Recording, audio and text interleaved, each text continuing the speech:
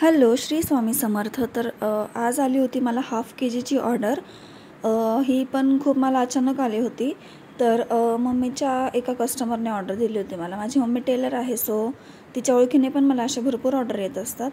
तर हे तिच्या कस्टमरने मला एक ऑर्डर दिली होती आणि ही खूप अचानक ऑर्डर आली होती मला, जी 3 वाजता आली होती आणि ही काल आली होती मला ऑर्डर.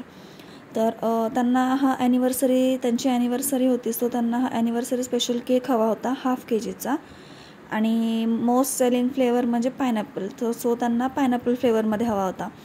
तर त्यांनी असंही सांगितलं होतं मम्मीला की डिझाईन तुमच्या ह्यानी करा, पण थोडीशी वेगळी डिझाईन करा आणि असं छान करा, म्हणजे असं युनिक डिझाईन काहीतरी. तर मी पण ठरवलं की आता असं पण मला काहीतरी वेगळं ट्राय करायचंच असतं. आणि ज्यावेळेस मला कस्टमर सांगतं की तुझ्या पद्धतीने केक कर, थोडी वेगळी डिझाईन बनव, तर मी काहीतरी असं वेगवेगळं ट्राय करतच असते. जी डिझाईन मी कधी यूज नाही केली आहे, म्हणजे बनवली नाही आहे, ती डिझाईन मी अशा केक्सवर ट्राय करत असते. आणि जे कस्टमर मला फोटो पाठवतात आणि बोलतात की त्यांना सेम असाच केक हवा आहे, सो मी त्यांना सेम तसाच करून देते. तर मग त्याच्यावर मला काही वेगळं असं ट्राय करताच येत नाही. तर छानसा क्रमकोट करून ठेवून हा प्रॉपरली सेट झाला आहे आणि आता मी ह्याला आउटर कोटिंग करून घेते आहे. तर आउटर कोटिंग अशीच करते मी पायपिंग बॅगने, कारण 2 मिनटात कोटिंग होती आणि फिनिशिंग पण एकदम प्रॉपर होती. तर मी ह्याला रेड आणि व्हाईटचं कॉम्बिनेशन घेतलं आहे, कारण ॲनिव्हर्सरी म्हणल्यावर मग रेड कलर असला की छान वाटतो. तो कपलसाठी छान वाटतो कलर आणि एकदम असं फ्रेश पण वाटतो व्हाईट आणि रेड म्हणलं की. तर म्हणलं थोडीशी वेगळीच डिझाईन ट्राय करावी.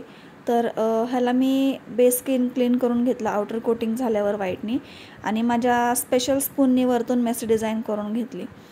आणि आता मी ह्या साईडला रेड कलर तयार करते आहे. थोडा रेड जेल कलर आहे, तो रेड जेल कलर थोडा टाकून प्रॉपर रेड कलर बनवते मी त्याचा. थोडं ॲड केलं तरच तुमचा तो कलर बनेल. जर तुम्ही एकदम ॲड केलं तर मग तो प्रॉपर बनणार नाही. एक तर खूप डार्क होणार, नाही तर खूप फेंट होईल. सो थोडा यूज करूनच. तर असं पायपिंग बॅगमध्ये टाकून मी ह्याला मेसी डिझाईन तयार करते आहे, म्हणजे लेअरवाली डिझाईन बनवते आहे. असं थोडंसं अपडाऊन वेव्स तयार केले मी ह्याच्यावर आणि पूर्ण क्रीमनी ते खालचं फिल करून घेतलं.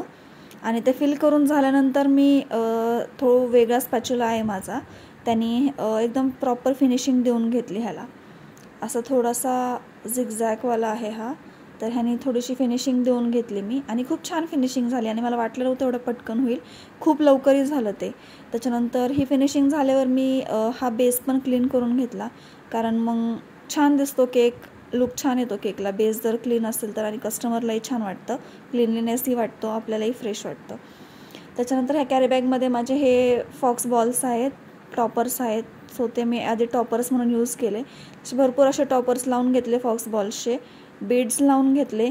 नंतरनं फुल केक तयार झाल्यावर माझा मूडच गेला की हा केक छान नाही दिसत आहे.